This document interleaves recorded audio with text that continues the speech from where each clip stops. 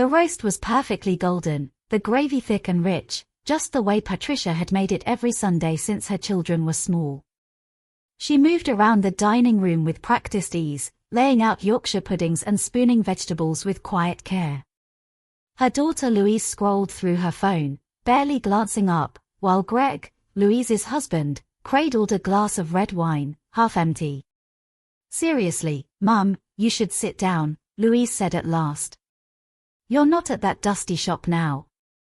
Pat smiled politely and took her seat at the end of the table. The Dusty Shop was the charity store she volunteered at every Tuesday and Thursday. It wasn't glamorous, but it gave her purpose and joy, something she hadn't found much of since retiring from teaching. "I like keeping busy," she replied gently. Greg chuckled. "Busy sorting through junk? Come on, Pat. You've got grandkids now. Time to enjoy life, not fold other people's cast-offs." Louise giggled and added, "You always did love old things, Mum. I mean, look at all this crockery. You're basically running a museum at home." Pat's hand froze around her teacup. She glanced around the table. The fine china she served their meals on was her mother's. The antique clock ticking gently in the background had belonged to her late husband. Her glass-fronted cabinets still housed carefully preserved porcelain, crystal, and silver cutlery from 3 generations. They weren't just things. They were her memories, her legacy, her way of staying close to those she had loved. "I like what I do," she said, more quietly now. Greg shrugged. "No shame in it.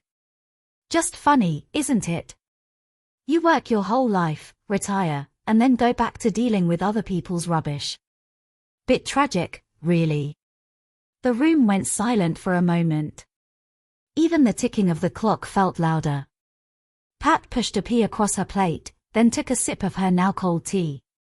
She didn't look up for the rest of the meal. Later that evening, alone in the kitchen, Pat washed the dishes by hand. She took extra care drying the blue and white china plates, her mother's favorites. Her hands, worn but steady, traced the delicate patterns as she stacked them away. She didn't cry. But something inside her shifted. Upstairs, the oak chest sat quietly at the end of her bed. Inside it were her husband's handwritten letters, the locket he gave her on their wedding day, and the original recipe book passed down from her grandmother. She opened the lid, just for a moment, and ran her fingers over the leather-bound spine. The following morning, while the house was still silent, Pat took out 3 large boxes from the hallway cupboard. She began packing. Not her clothes. Not her shoes. She packed the china. The silver. The framed photographs. The antique tea set. She labeled the boxes in neat handwriting.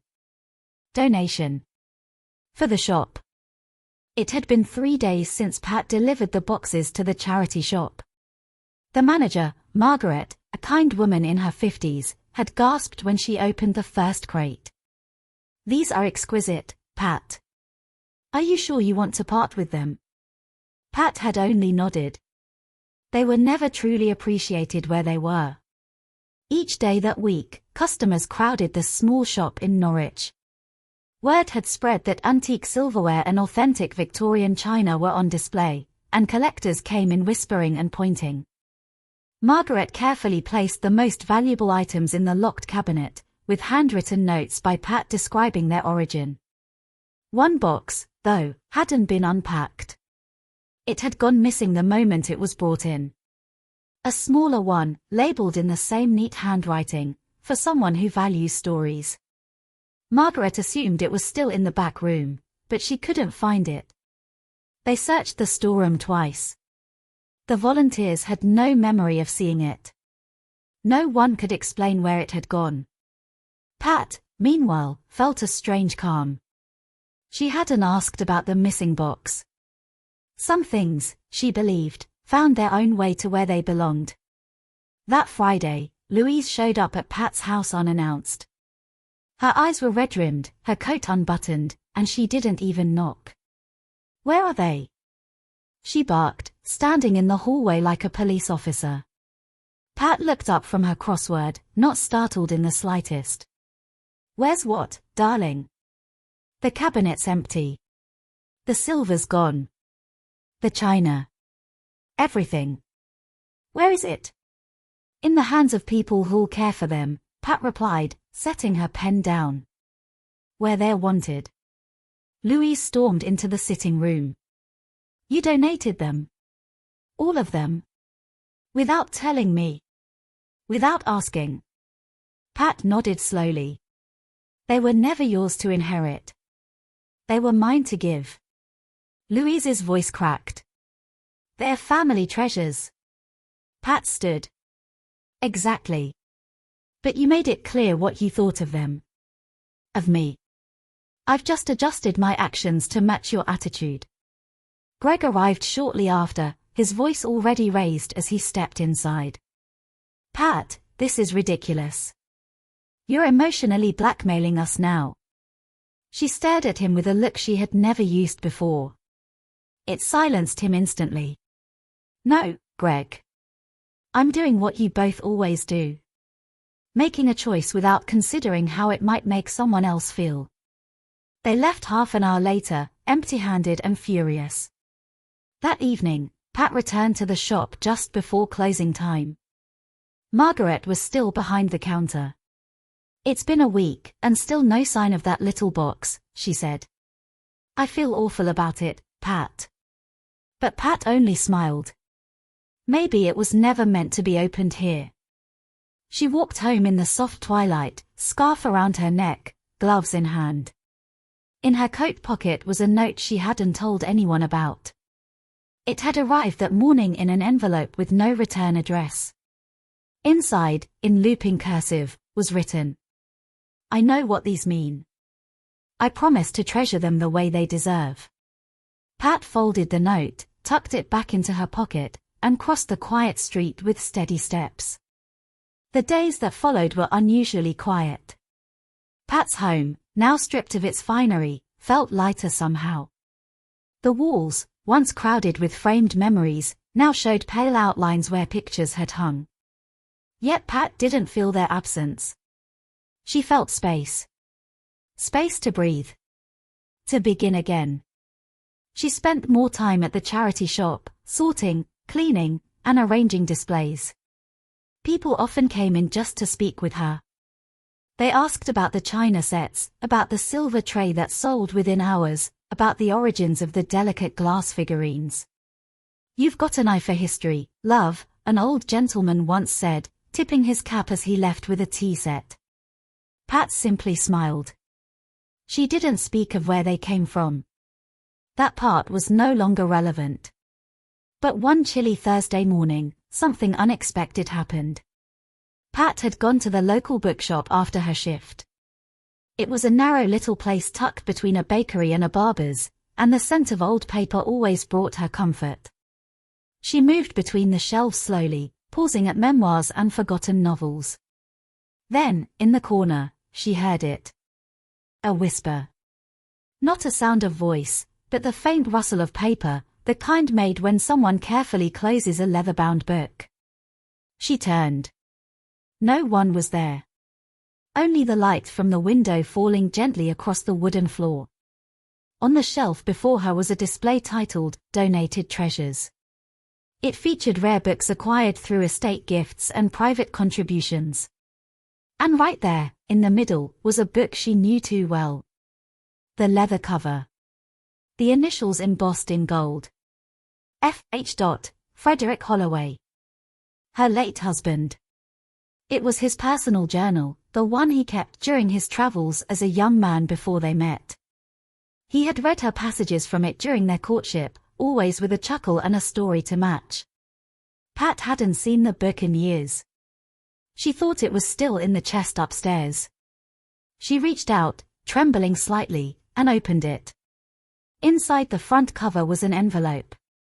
Her name was written in his handwriting. She looked around again. Still no one. With careful fingers, she opened the letter. "If you've found this, love, then you've done what we always talked about. Let go. Gently, not with regret. You've honored what mattered, and now it's time to make new stories. Pat sat down on the nearest bench, the letter resting in her lap. The words blurred slightly behind a film of tears, not of sadness, but of something warmer. A thread between past and present. Behind the counter, the young man at the till looked up and said kindly, "We've had that book for a week. No idea how it got here. It just showed up in the donations pile." Pat nodded. That sounds about right. She bought the journal and walked home slowly through the narrow streets of Norwich, clutching the book to her chest like something sacred. Back in her living room, she placed it on the coffee table, next to a small framed photo of her and Frederick taken in 1967, both of them laughing in the summer sun. That night, as the wind rolled gently past her windows, Pat didn't feel alone. She felt remembered. It began with a knock. Not a loud one. A gentle, uncertain tap at the door on a misty Tuesday afternoon. Pat looked up from her knitting, her fingers still mid-stitch. She wasn't expecting anyone. She stood slowly, placing the soft grey wool aside, and shuffled to the door. On her doorstep stood a young woman, perhaps in her early 30s, with bright eyes and wind-tousled hair. She held a folded newspaper in one hand and a tote bag slung over her shoulder. "Are you Mrs. Holloway?" she asked. Pat hesitated, then nodded. The woman smiled, slightly awkward. "Sorry to just show up. I saw the article about the donation to the charity shop. And I think I bought something that might have belonged to you." Pat raised an eyebrow. "Come in. It's cold." They sat in the sitting room. Pat poured 2 cups of tea from her old ceramic teapot, now one of the few treasures she had kept. The young woman placed a small wooden box on the table between them. "I bought this at the shop last week. It wasn't priced, just sitting on a shelf. Something about it. I don't know. It felt like it needed to come with me." Pat reached for the box. Her fingers traced the familiar grain of the wood, the tiny brass clasp. She had unpacked this box, at least, she didn't remember doing so. She opened it. Inside were 2 things, a pair of pearl earrings and a folded scrap of paper. The earrings had belonged to her mother, worn every Easter Sunday without fail. The note was short. "To whoever finds this, you are now part of a bigger story." Pat blinked. She recognized the handwriting. But it wasn't hers. And it wasn't Frederick's either. "Do you know what it means?" the young woman asked. Pat nodded slowly. "It means you were meant to be here." They sat in silence for a while. The woman, her name was Eleanor, told Pat she had just moved to Norwich, newly separated, starting fresh. She'd passed the charity shop on a whim, and the box caught her eye. There was something about it, Eleanor said. Like it was waiting for someone. Pat didn't speak of fate. She didn't need to. Instead, she brought out a tin of ginger biscuits, and they talked. About love. About loss. About how quiet things could still carry so much weight. That evening, Eleanor left with a smile and a warm hug. Pat watched her walk down the street, her coat flapping gently behind her, and felt something she hadn't felt in a long time. Hope. Not for herself. For someone else. And maybe that was even better. Later that night, Pat took down her old address book. Most of the names inside were faded, scratched out, or gone. But she found one that still made her pause. Rose Harper, Devon. An old friend. Someone she hadn't spoken to since before Frederick died. Someone who used to write letters on paper that smelled faintly of lavender. Pat picked up the phone. The dial tone sounded like a question. But she already knew the answer. The train ride to Devon was quiet and slow, winding through green hills and fields scattered with sheep. Pat sat by the window, her gloved hands resting on a small brown suitcase and a wrapped lemon cake on her lap. She hadn't traveled in years, not since before Frederick passed. Devon had changed, yet somehow remained the same. The seaside breeze still carried salt and wildflowers, and the air smelled of baked scones and distant memories. Pat stepped off the platform and spotted a woman waiting, wrapped in a wool coat, her hair silver and wild as ever. Patricia Holloway, the woman called, her voice both surprised and delighted. Rose Harper, Pat replied, smiling as they embraced. They hadn't spoken in nearly 12 years. But no apology was needed. Old friends rarely need explanations. They walked through the quiet town of Dawlish, past the old sweet shop and the faded library, to Rosie's stone cottage with its sagging roof and flourishing lavender bushes. It's still standing, Pat remarked. Only because the plants are holding it together, Rose laughed. Inside, the fire was lit, the kettle boiling, and 2 mugs were ready on the kitchen table. Pat handed over the cake. Lemon. Frederick's favorite. Rose smiled softly. And yours too, if I recall. They sat by the fire, sipping tea, letting the warmth fill the spaces between their words. Pat shared everything, the charity shop, the box, Louise and Greg's cruelty, the missing items, the unexpected journal in the bookshop. Rose listened without interrupting, nodding when needed, sipping slowly from her mug. I think I was waiting for someone to give me permission, Pat said at last. To do what? To stop apologizing for living on my terms. Rose reached across the table, placing a hand gently over Pat's. Then let me be the first to say, you don't need anyone's permission anymore. That night, they drank wine from mismatched glasses and listened to old records from Rosie's attic. Laughter came easily, not forced, and when they danced slowly in the dim light of the living room, Pat felt years fall away from her shoulders. At midnight, Pat stepped outside onto the little porch. The sea in the distance was black and endless. But the sky above it sparkled. She inhaled deeply, the scent of lavender lingering in the breeze. Behind her, Rose stood in the doorway. You're welcome here as long as you like. I might take you up on that, Pat replied. And she meant it. For the first time in a long while, she didn't feel like she was visiting a place. She felt like she was returning home. A week passed in quiet contentment. Pat settled into Rose's cottage as though the walls had always known her. Mornings were filled with warm tea, lavender bread, and strolls through the lanes where the hedgerows were thick with wildflowers. In the evenings, they sat by the fire, knitting or reading aloud, letting time stretch softly between them. Then came the knock. Not like Eleanor's gentle tap weeks before. This was sharp, hurried, almost aggressive. It echoed through the small cottage like a storm breaking glass. Rose was in the garden. Pat opened the door. And there they were. Louise. And Greg. Greg's shirt was still tucked into expensive trousers, and Louise wore a trench coat too light for the Devon wind. They looked completely out of place on Rosie's stone path, as though the countryside itself was rejecting them. Mum, Louise began, her voice tight. You never answered our calls. Pat stepped aside, wordlessly. They entered, eyes darting across the room, taking in the low beams and scent of rosemary and firewood. We had to drive nearly 4 hours, Greg muttered. This is ridiculous. Rose entered just as Louise was about to speak again.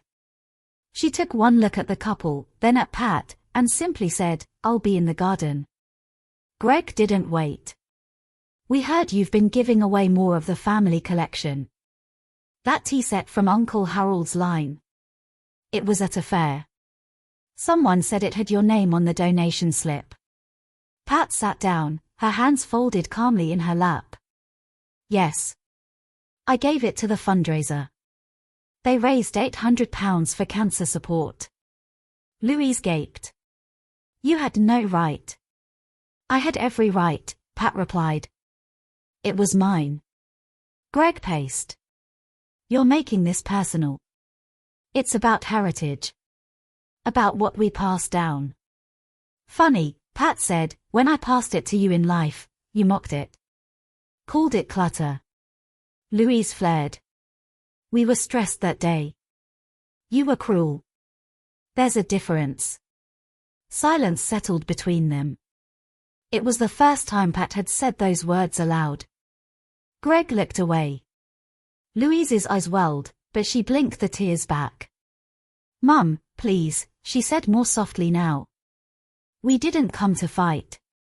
We don't understand why you're doing this. Why here? Why now? Pat looked at her daughter, truly looked, and for the first time, saw a woman who had never been taught how to listen. Only how to take. She stood, walked to the sideboard, and retrieved a small box. Inside were the letters she'd been writing. Not to Frederick. Not to Rose. To Louise. I was going to give these to you one day, Pat said. But I don't think you would have read them. Not really. She handed the box to Louise, who hesitated before taking it. They're not apologies, Pat said. Just truths. And perhaps now, you're ready. Louise held the box close. Greg, still tense, looked at his wife, then at Pat. So, are you coming back? No. The word hung in the air. I'm not who I used to be, Greg. And I don't belong in that house anymore. They left without slamming the door. They didn't cry or shout. They simply walked to their car and drove away, swallowed by the narrow country road. That evening, Rose returned to find Pat on the porch, sipping warm cider beneath a sky full of stars. How did it go? She asked. Pat smiled faintly. Like pulling weeds. Necessary, but not pleasant. Rose sat beside her. Well. The soil's healthier for it. They clinked glasses and watched the moon rise. 3 weeks passed, and the rhythm of quiet life returned. Pat spent her mornings helping Rose trim the lavender and her afternoons organizing books at the village library. Her evenings were filled with letters she now began writing to herself. Then, one morning, a thick white envelope arrived. There was no return address, but the handwriting was unmistakably Louise's. Pat hesitated before opening it. Her tea cooled untouched on the table as she unfolded the heavy paper. The ink was dark blue, slightly smudged in places. Mum. We are sorry. I am sorry. Not for losing the silver, or the porcelain, or the house. But for the way I never truly saw you. I thought of you as background, always there, always steady. I never asked what you needed. What you wanted. But your absence has been louder than your silence ever was. Please come. Not for us. For the children. They've been asking why Gran doesn't come anymore. We're holding a family picnic at Westfield Park. Sunday at noon. You don't have to speak. You don't have to stay long. But if you come, I'll know you've forgiven me. If you don't, I'll understand that too. Love. Louise. ***. Pat read the letter twice, then folded it neatly and tucked it into her apron pocket. She didn't cry. Instead, she spent the rest of the day baking. Rose returned that afternoon to the smell of apple crumble and shortbread biscuits cooling on the windowsill. Someone's feeling generous, she teased. Pat smiled. We may have a picnic to attend. Sunday came with early sunshine and air that smelled like cut grass. Pat wore a simple navy dress, the pearl earrings, and a straw hat Rose insisted suited her face. She packed the food into a woven basket and walked with Rose to the park. Westfield Park hadn't changed. Children chased each other by the duck pond, and families laid out tartan blankets beneath the wide oaks. In the distance, Pat saw a familiar figure rise. Louise. She looked nervous. Behind her stood Greg, holding their youngest, while the older two sat on the grass, chewing sandwiches. Pat stopped at the edge of the field. She could still turn back. But instead, she walked forward, slow, steady steps. When Louise saw her, her eyes widened. She didn't rush over. She simply stepped aside and let her children run first. Gran! Pat knelt to embrace them, one by one. Small arms wrapped around her neck, and 1,000 tiny griefs lifted in that moment. Louise approached. Her voice was quiet. Thank you for coming. Pat nodded. You wrote a good letter. They didn't say much more. They didn't need to. They ate on a blanket under the oak tree. Greg offered her tea and didn't mention the house once. Louise passed her a napkin with trembling fingers, and Pat accepted it. Later, Pat watched the children play, their laughter sharp and bright like church bells. Rose leaned over and whispered, "This doesn't have to mean going back, you know." Pat smiled. "I know. That's why I could come." The sea was calm that day. Pat stood on the pebbled beach just beyond the cliffs of Sidmouth, where the sky met the water in a blur of blue and silver. Beside her, Milo barked softly, his nose twitching with every salt-scented breeze. The waves lapped gently at the shore like an old lullaby. Behind her stood a low white building with new shutters and bright signage. Seafront Sanctuary, Dog Rescue and Rehoming. It had taken nearly a year of planning. Quiet conversations, forms signed in the solicitor's office, and long evenings with Rose sipping tea over blueprints and donation letters.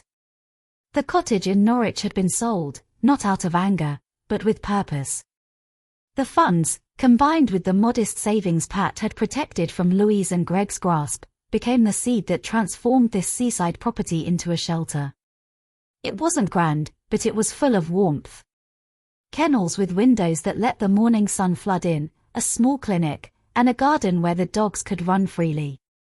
Each wall was painted in soft shades of green and cream. Each room had a name. One was called Hope. Another was Milo's room. Pat visited daily, sometimes to read to the dogs, other times just to sit in the garden and watch them play. She wasn't the manager, she didn't want that. But she was the heart of the place, and everyone knew it. She still lived with Rose, though she kept a small bedroom above the shelter for the nights when the sea seemed too beautiful to leave behind. On the opening day, a small crowd gathered. Local families. A vicar who blessed the grounds. The mayor, who gave a short, awkward speech. Eleanor came with her new partner, carrying a bundle of donated blankets. Even the young man from the bookshop in Norwich sent a card. And Louise came. She didn't arrive with fanfare, only a basket of homemade scones and a leash in her hand. A dog, a rescue spaniel with soft brown eyes, walked shyly beside her. "She's called Dottie," Louise said. "We thought maybe she'd like to meet Milo." Pat bent down and let Dottie sniff her hand. Then, without a word, she opened the gate and let them both in. The dogs ran across the grass. And slowly, so did something else, something that had lived unspoken between mother and daughter for too long. Forgiveness. Pat looked out to sea as the children laughed and the sun dipped lower. She didn't think about the past anymore. It was there, yes, stitched into the corners of her life like worn embroidery. But it didn't bind her. Now there were mornings of freedom. Afternoons of laughter. Evenings that smelled of lavender and sea air. And always, the soft thump of Milo's tail beside her.